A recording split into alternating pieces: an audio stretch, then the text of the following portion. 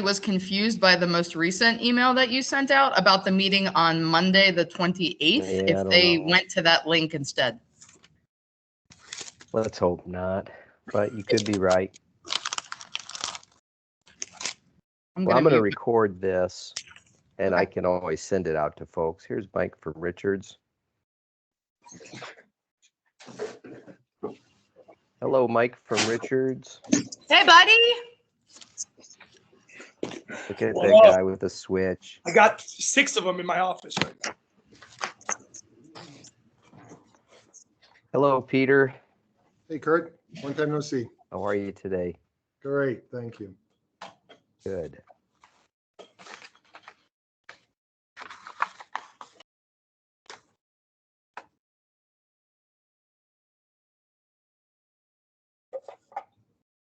I'm going to just keep admitting people as they join, and I am recording this, so even if it's just the 3 or 4 or 5 of us, we'll make sure everybody gets the same information when all is said and done. So I want to welcome everybody here to our esports sectional managers meeting.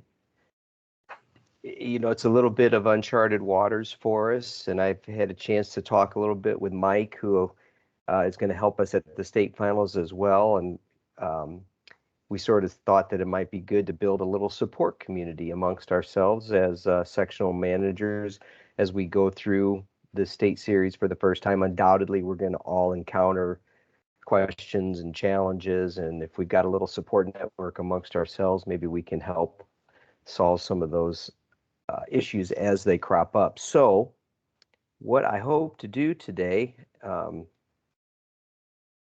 is go through a few things, and then as we get down to the end, we'll certainly entertain any questions that the group has. And I really think that maybe we'll benefit, and we can talk more when we get to the end of things today, that maybe today's little get-together is the first in a series of those, and we can sort of figure out a calendar, or at least when we want to meet again, and just continue to bounce ideas off one another, see what we're encountering. And because at the end of the day, we want this to be a successful venture for everyone. A few people joining here, so I'm going to bring in Zach.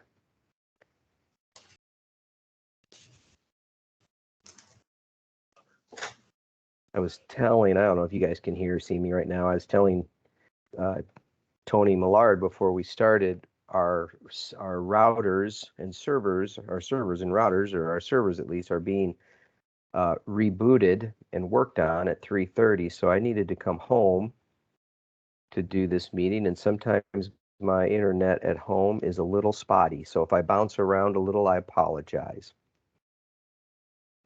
Okay, so I thought we could first here are the folks, as you see on this slide, I believe, who are hosting sectionals this year.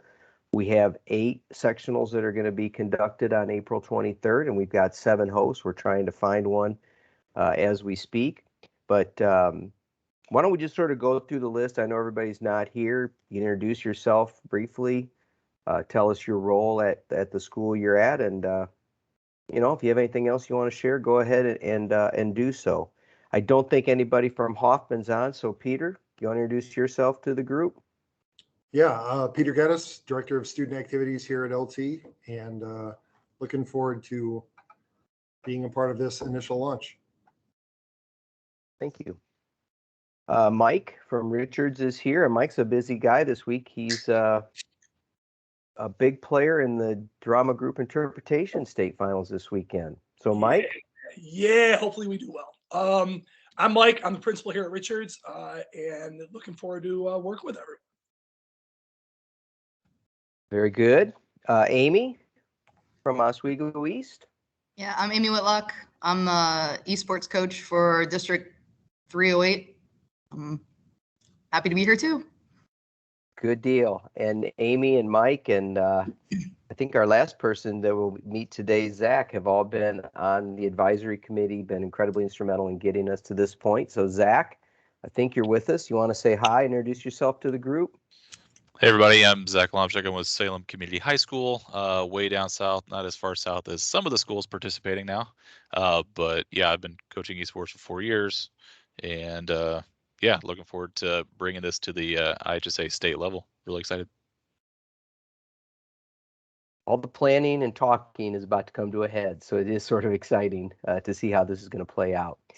So one of the things I wanted to talk about is sort of where we find ourselves at the moment and what sort of the next big thing on the horizon is for the schools is the list of participants. And as Amy noted, I sent out a note this afternoon that reminded folks, and they're probably going to get peppered with a couple of more over the next couple of weeks from our office about getting this done because it's a really critical part of the state series process. And this list of participants form is due midnight, April 4th. And on the right-hand side of the screen here, I've got just a couple of visuals.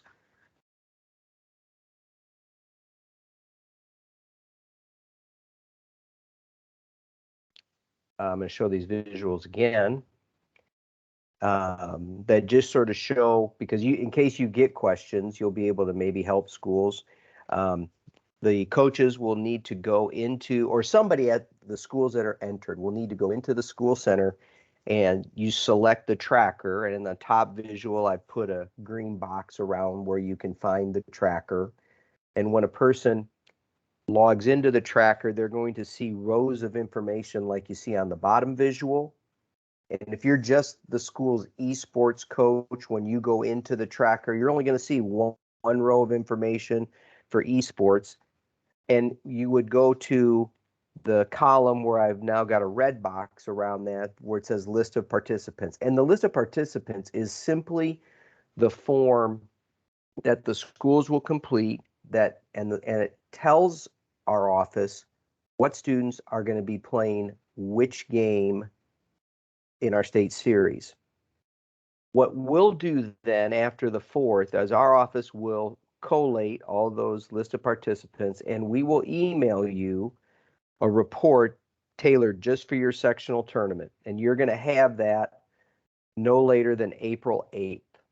And I think that's important because that'll then give you the better part of 2 weeks to use that information and begin to you'll be able to really firm up some of your plans for the sectional tournament. You'll be able to focus a little bit on brackets. You'll know exactly how much space you need. You'll have a better idea of how much technology and equipment you're going to need. So that'll all start to play itself out after we send you the list of participants for your sectional. And I would also ask when we send you that, we're going to review it, but I would ask that you folks review it as well to make sure that a student is only entered in one game. One of the tenets that the advisory committee used in putting together the terms and conditions for this first ever state series was we wanted to try to encourage as much participation as possible. So they felt by having a student only play in one game that would allow more students to participate. I think there's sort of a secondary benefit to that from a management standpoint is that it's going to be able to help keep all the competitors sort of contained where you want them to be, and they're not running from a Rocket League game over to another part of the school to play 2K or something along those lines. And so, like I said, these entries will be used to create the brackets for each game, and I'll touch on that a little bit. I sent you some bracket templates earlier today as well. I'm sorry to be bombarding you with information, but it's that time of year for esports, I guess. So knowing that this April 4th deadline is sort of looming and you're going to be getting information that first week of April and people will be on break and, the holidays coming up and all that good stuff, I thought it'd also be good to talk about maybe if I was in your shoes, some initial planning ideas that would be going through my head. Now, I would tell you, and I'm going to show you a little bit later, a snapshot of our website. If you haven't been there yet to our esports page, I'd encourage you to do that. I'm guessing, you folks all have or are familiar with it anyway, because we have a manual there that's really designed to help not only the schools know what needs to be done, but really designed to help you, the manager, sort of be able to put together the sectional tournament following all the terms and conditions and guidelines that our committee has put forward. But I think there are three things that you want to consider at this time: your equipment needs, what your time schedule is going to look like, and then who are you going to have to help you during the course of the day monitor the spaces where the games are going to be played, and who's going to help you serve on a games committee should there be any issues. And in a minute, I'm going to let Mike speak to that because he's got a lot of experience on the activity side of things with our association. He's going to be involved with that this weekend with our drama group interpretation, I got to believe. So let's first talk about the equipment needs. That was another document that I sent to folks this afternoon, and our advisory committee put together what they viewed sort of as minimum specs or minimum technologies that need to be in place in order to run the sectional tournament. And I would tell you that you do not. This was a resounding or a recurring comment made by the advisory committee throughout all of our meetings. Lean on the people that have been assigned to your sectional tournament to help you fill in the gaps of whatever equipment needs you can't fulfill it from your school's perspective, whether that's monitors, whether that's PS4s, whether that's switches, whatever it might be. Lean on folks. I think probably the biggest thing for the sectional host to be able to provide are the computers for Rocket League. And if you need to borrow some or can do that from neighboring schools that are assigned, that's great. But I think that's probably the biggest piece. The more I dive into this and talk to people, and we'll certainly know more once we see the entries, but I think Rocket League has the potential to be the game that will take the longest to play. And so the committee recommended having at least 12 computers equipped to play Rocket League, and that makes perfect sense. If you have 12 computers, you'll be able to have 2 matches going on at once. If you can get more multiples of 6, you're going to be able to have more matches going on at once, and that's obviously going to help move the day along. Our brackets are all double elimination. So if you have where you have 18 schools entering Rocket League, you have the potential to have like 35 matches that need to be played in order to determine your first and second place finishers. And so that can just take a while when you have fewer computers. But the key is, I've sort of rambled on here about Rocket League, but the real key is to identify what you have and will be able to provide and what you need help with your neighbors to provide. And I would say if you're running into trouble, you come to me and I'll see what I can do to get you equipment. Part of what, I'm not a gaming expert.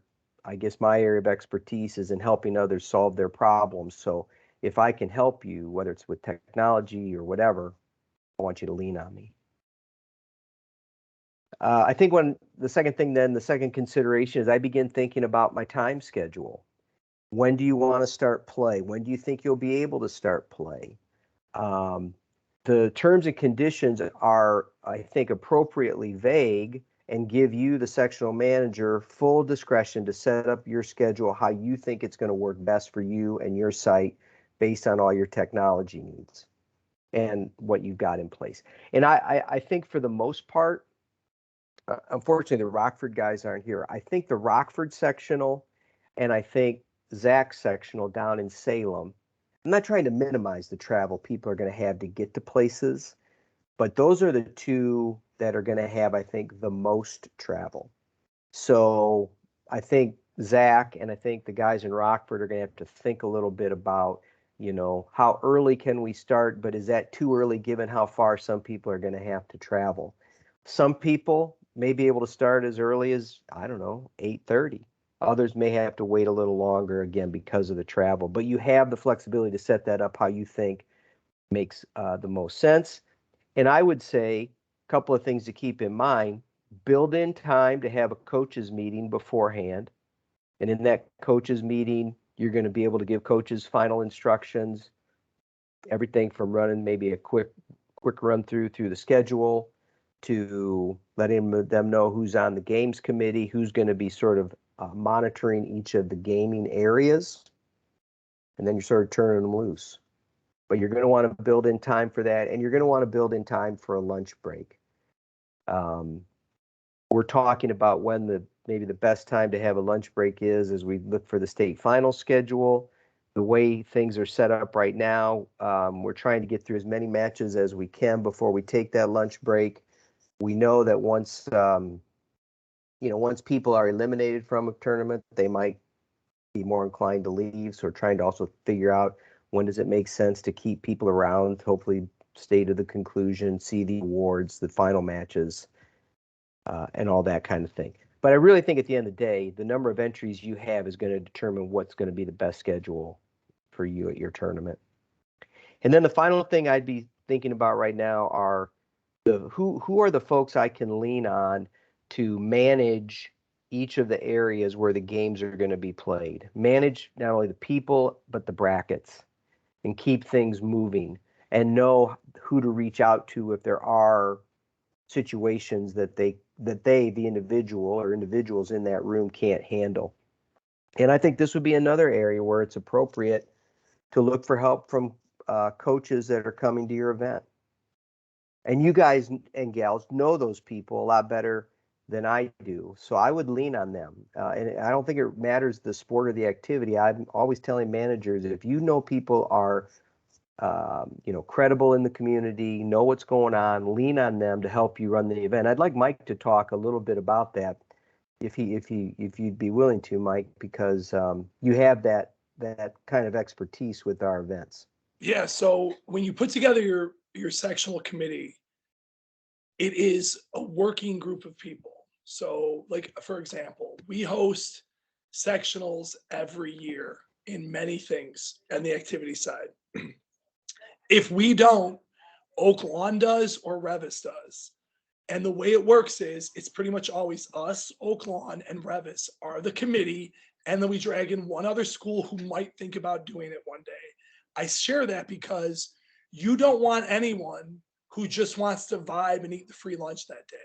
Those people you do not want on your committee. You want people who are going to bring resources and who are going to lose sleep with you, right? So, for example, and there's also good news because I already got somebody from within our sectional who next year will host the sectional, because now you get all these sweaty tryhards who are all like, I would have done it this way. And I'm like, great. Next year, when you have the keys, you could do it that way. So this will also, if you do your sectional committee appropriately, alleviate the need for you to host every year, because then you walk people through the process, and then the next year you will just be on their committee helping them. So I would have very clear times and dates when you expect to have your meetings that are convenient to you, the host school. And I would have a list of specific things I needed or needed help with. And I would pick people who were available when I was available, could supply the things I needed, or were specifically trained, geared, personality typed to give me the help I need. I'm going to do Evergreen Park, Oak Lawn, Oak Forest, and then one other. Traditionally in the IHSA mindset, and obviously it's the first year and we're going to get whoever will help us, you want to avoid everyone from one district. You want to avoid any look like it's for lack of a better term, old boys club that never relinquishes any authority. But at the same time, if something goes south at that tournament, that group of people are going to be 80% of the time the final say on the determinations that's made. That group of people will come into a room if it appears a rule has been broken, if there was a technical issue, and that group of people will come to a consensus as to how that impacts the advancing members in the sectional. So you also want people who are going to be able to separate themselves and their team from the events that are happening. So there's just some things to consider.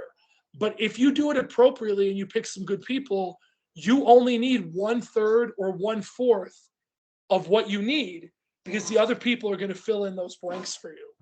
So I would encourage you to start looking over those lists. Many of you know these people better than I know the people in our area, and just start establishing that group of people now.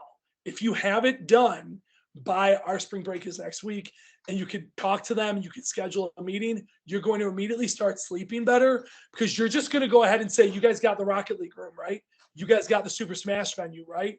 You guys are helping me with the 2K, right?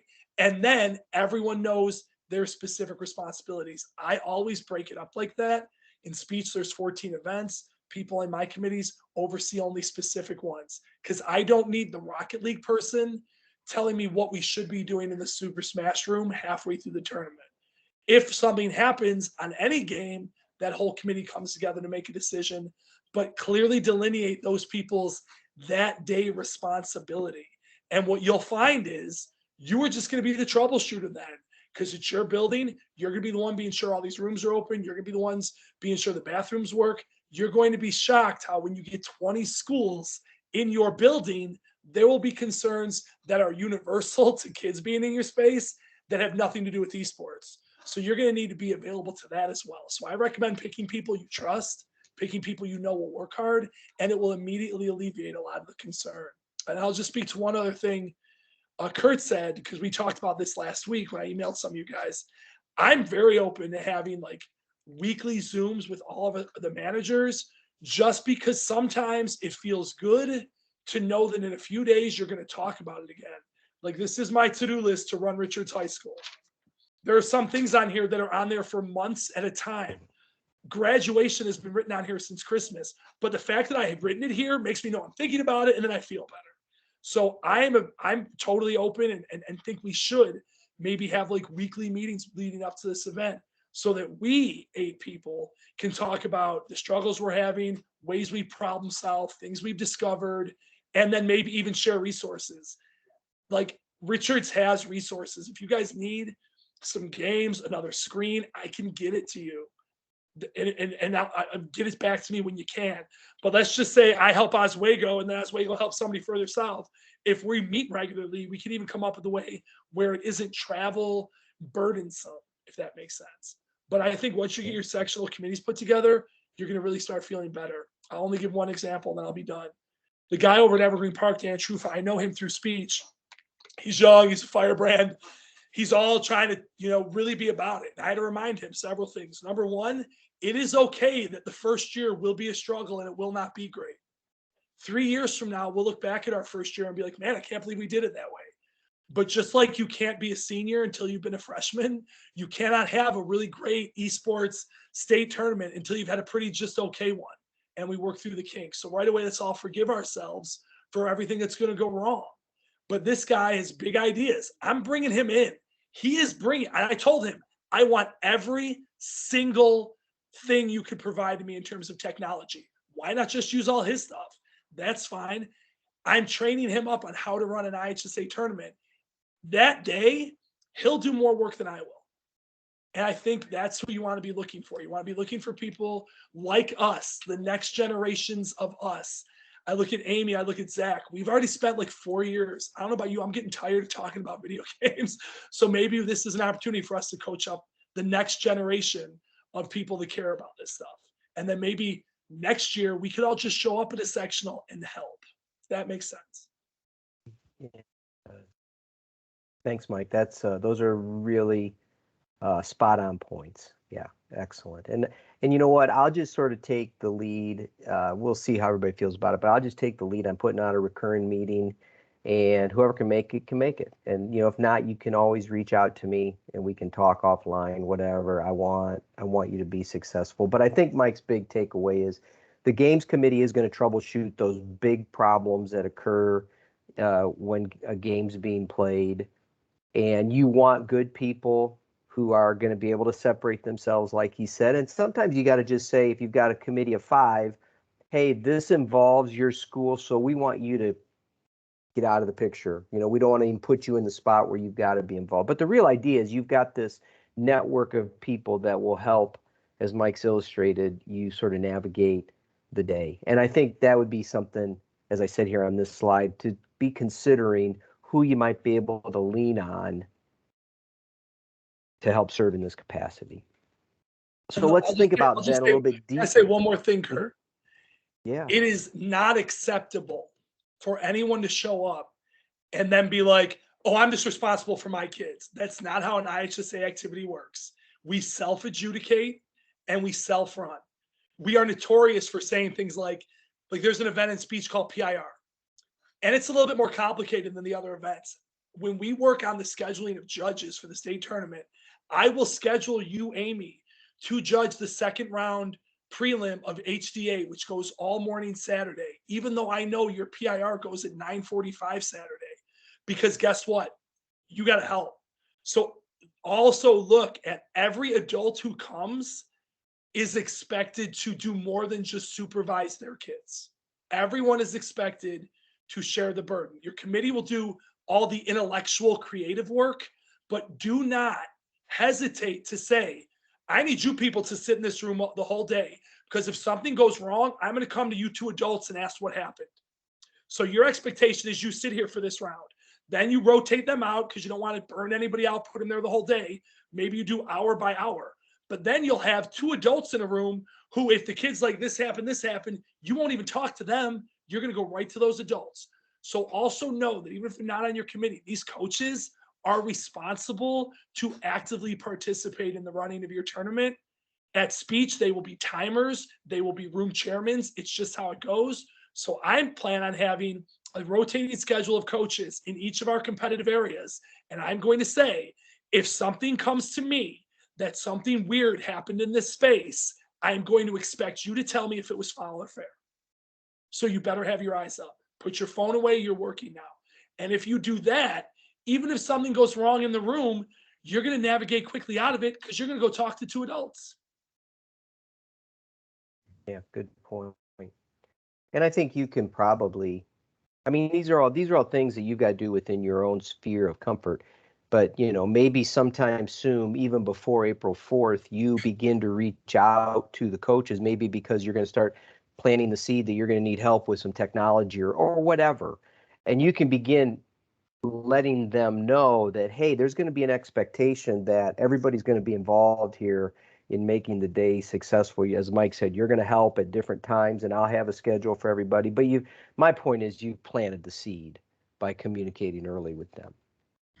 I'm sorry to When you interrupt, think about Kurt. yeah, I go ahead. my Valorant kids are pounding at the door to go up for practice, so I'm gonna Sure. have to go. If Tony, I hope you're still here because I have to run. We're So recording this, Amy, so I'll watch. send you a Yeah, I'll link catch the tomorrow. video. Hey, good luck. Sounds good. Go win, girl. Good luck with Valorant. All right. See you guys. Thank you. Yeah. So when I think about the spaces for the day, this was on the document I sent, I think there are some areas that you see here that I think you're going to, in your mind, and maybe you've already done this, want to allocate at your facility. You want to have a place where people can check in. You're going to want to have an area where each of the games are going to be played. And in my mind, the competitors are staying put. As I mentioned earlier, we're going to try to contain everybody so that you can keep the day moving in each of those spaces. So you're going to have an area where Rocket League is played. You're going to have an area where 2K is played and a different area where Smash is played. I don't know that you have to split Smash up into two rooms, one for singles and one for duos. I think that's going to be all dependent on the resources you have. I think you could do it in as little as one room. So again, you're going to know more once you see the number of entries, how much equipment you have, what you think is going to work in your facility. It's really going to be it's going to be a situation, like I said, with the schedule, you're going to be able to tailor to your own individual needs. But I think you're then going to want to have an area to do awards at the end of the day. And I think you're going to want to consider, do we have an area that teams can drop their stuff off in, or are they going to be expected to take it with them? And I think whatever you decide on that, you just need to communicate that in advance. If you're not going to have a space for everybody to come and dump their stuff, then tell them that so they know when they arrive, they're going to have to keep things with their students. But if you've got a place that can sort of be the area where everybody congregates, maybe during lunch, or if they are eliminated from competition, then, let them know that at the same time. Now the brackets. So that's spaces. And I guess I see before I go to brackets, that's how and the committee has seen the day being played out. You're going to have like I said, after people check in, you're going to have a space. Coaches, here we go. Last sort of details. Now everybody can go to their different places to play their game, and that's where they're going to be for the day, playing out their bracket until they get down to the finals. And then maybe you'll have an opportunity to bring, if you have this, great, maybe you can bring everybody to some central location to watch the final championship match in each of the games. Maybe you don't. Maybe you just play it out in that room, and the students who are playing that game watch how it plays out. Again, your facility is going to dictate that. But you're going to set your games up using the brackets. Those are found in the manual. Got a nice little visual here that shows you where you can find that information in the manual. I sent you two templates today. One for the what bracket do you use if you have between 17 and 32 entries? I think that's the bracket you're going to most likely use. Each sectional either has like 19 or 20 schools assigned to it. We have no idea if everybody's going to enter somebody in every game, but I think we've got to assume that. And so I think you're going to have, and I probably, now that I'm thinking about it, should have maybe included the over, and I've got a 33 and more for 2K, but we've got brackets to cover no matter how many entries you have. We have brackets and we have instructions to fill the brackets for all the games, and it's found in the manual. And again, you're going to know that once you get your entries from the report of the list of participants that we'll send you. I think one of the things we'll talk about in another meeting is when should we set up the brackets, because the brackets are all going to be done by blind draw. We want to be transparent, about that. But I think it's also going to help your day run more smoothly if you have the brackets done before people arrive. So maybe we can brainstorm ways to do that and communicate it so everybody realizes you weren't, because we're not, there's no seeding involved here. And, sure enough, somehow the alleged two best players are going to play in the second round of, Smash duos or whatever, and the people are going to assume there's a conspiracy. So we just want to be as transparent about that as we can, and we also want to help the day run smoothly. But it's something we can talk about in the future. Can I just throw out real fast? Setting. First of all, get a D20. You guys are all gamers. Everybody should have a D20 in their pocket right now. Using a D20 is the best way to set up a blind draw bracket, because it rolls up to 20, and then you just roll that number, and that's where you start. Bam, bam, bam.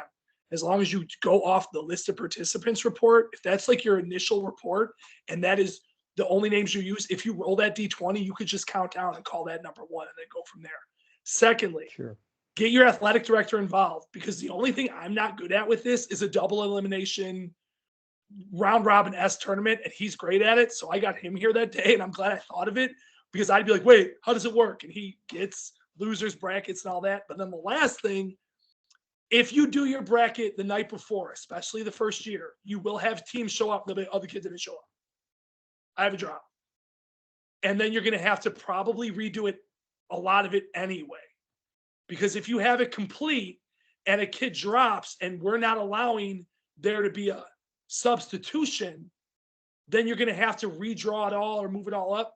So you really might want to consider, especially this first year, doing it that morning, only because in speech every year, it's really way more regulated. Everything has to happen with way more diligence than we're doing this the first year in terms of putting forward your qualified competitors. And even then you will have drops. And then you just got to redo it all anyway. So just be mindful about that, because you don't want to have a ton of work, have 4 kids not show up, and then be like, okay, I can't have 4 kids not play the first round. You'd have to retumble it anyway.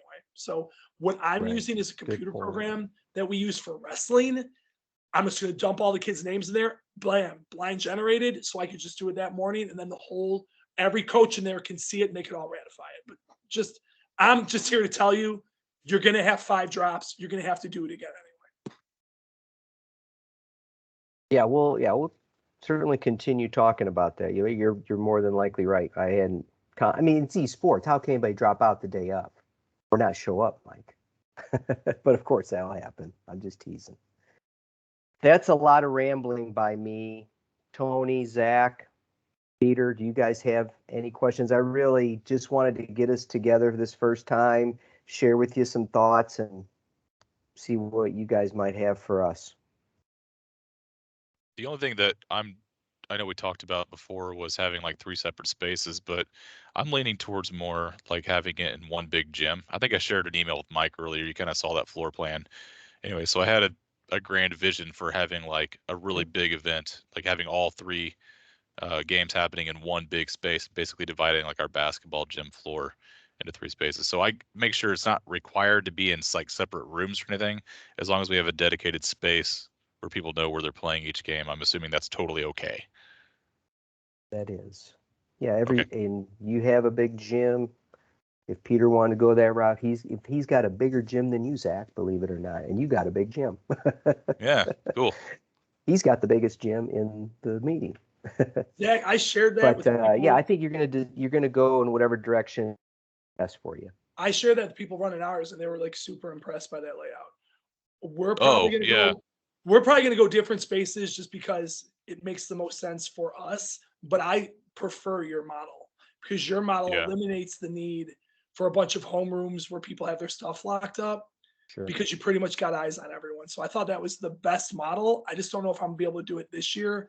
There you go. Because we got Yeah. we got If you don't mind me taking over there, sorry. we got a No, ton of that's space fine. issues. So yeah, that's kind of what I had in mind, Kurt. At least like I Okay. guess you guys can all see my screen, right? So this is just a quick mock-up what I done. I hadn't changed anything since I shared it with you, Mike. But our gym floor, like half court, would be used for Rocket League, and I know the minimum is like having 12 competitive computers. I've actually personally got enough to double that, so I'll have 24 computers Great. at least, and that'll fit Mhm. easy enough on half court, and then on the other half, dividing it into quarters to have an NBA 2K space and a Smash space, and then around the outside, that gray you see is just like the out of bounds around what the basketball gym is, and then above it we have our bleachers around the outside where I had envisioned like giving teams their own space once they check in. They could have their own space up in the bleacher spots, and then Yeah. they'll know which competitive area they'll Yeah, be that in. looks cool. Do you That's anticipate you're where gonna I'm leaning. do you anticipate you're gonna drop your half court curtain if you guys have that on your floor? No. We'll probably leave it totally wide Okay. open. And No, I I like mean, that. do we have any option? We're totally open to possibly having spectators. Is that right? I don't see a world where you can not have spectators. I don't see if the Okay. parents are gonna want to come. I don't think we're not gonna tell parents they can't come. The only thing I would like to discuss in a future meeting is like if there are any like limitations based on like streaming stuff, because I'm also planning on streaming. I'll have like a manager station. I've already got my managers set up for each of my games, kind of like Mike talked about. I've had them picked out for a Mhm. couple weeks. We've already had a couple meetings, so I've got my. I love the idea of giving other people like trusted adults responsibility and over each of the tournaments themselves, so I can oversee everything. But at the same time, I'm allocating jobs to somebody else, so I don't have to micromanage everything because that's not going to be Right. feasible. And so Yeah, no, I I've got think that it divided. feels like we're navigating. I'm asked to answer your spectator question. It feels like we're navigating, into this return to what we thought was normal at one point. So that's all going to be dictated as of today by what your school would allow. I think when we talked earlier, we didn't know, and we didn't want to force anybody to feel like, spectators had to be there. And if somebody just chooses, hey, we're not going to have spectators, then we're not going to have them there. But I think you certainly have the flexibility to do that. And I've written that down. I'll continue to do some research on that, and we can talk more about the streaming as well in other gatherings. Okay. Tony, I know you shared Amy was wanting to know a little bit more about space and use of areas. Do you think this will help her a little bit? Yeah, her and I will get together later this week and kind of go through like what we're looking at based on our building. Okay. I wish we could do the gym thing. That looks awesome, Zach, but I don't know that technology wise we are capable of making that work currently. So that would be something we would have to look into maybe for the future, but it does look awesome. So my limitation was like I actually have fewer large spaces available to me, And so I had to make use with the biggest space I had. So for us, it was more quantity wise. So I had one big space available as opposed to taking up like 4 moderately sized spaces. So Well, and also remember, like the number one determiner when you talk about what you're going to do where is that it meets the competitor's needs first. If it meets the competitor's needs and literally not one person can fit in there to watch, it doesn't, I mean, it's not ideal, but it doesn't matter. So like wherever you put it, you prioritize the competitor's experience, and then that's it. That's it. It's like, that's all we're worried about, is that these kids playing had an opportunity to demonstrate who is the better player in that game and then move on.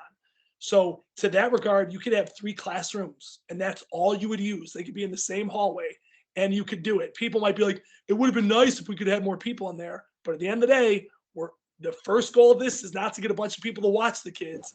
It's to have a process where the kids can demonstrate excellence and advance to the state tournament.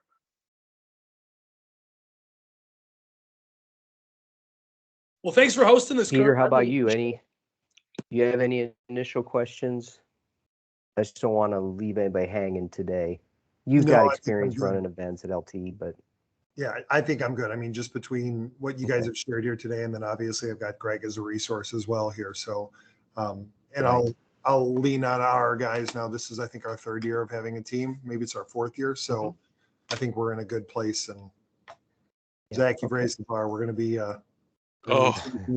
I trying to The headset alone raised the bar. He's literally in this meeting in a gaming chair. His entire persona is a flex. Everyone else looks all blurred out. His picture on my screen is perfect. We get it, bro. You're the ghost in the machine. I do have one question for the Lions Township guy. Did they fire Greg or are they bringing him back next year? No, as far as I know, he's coming back. I haven't Damn, heard I lost anything $20. different. I never thought he'd survive out there. Good for you, Greg.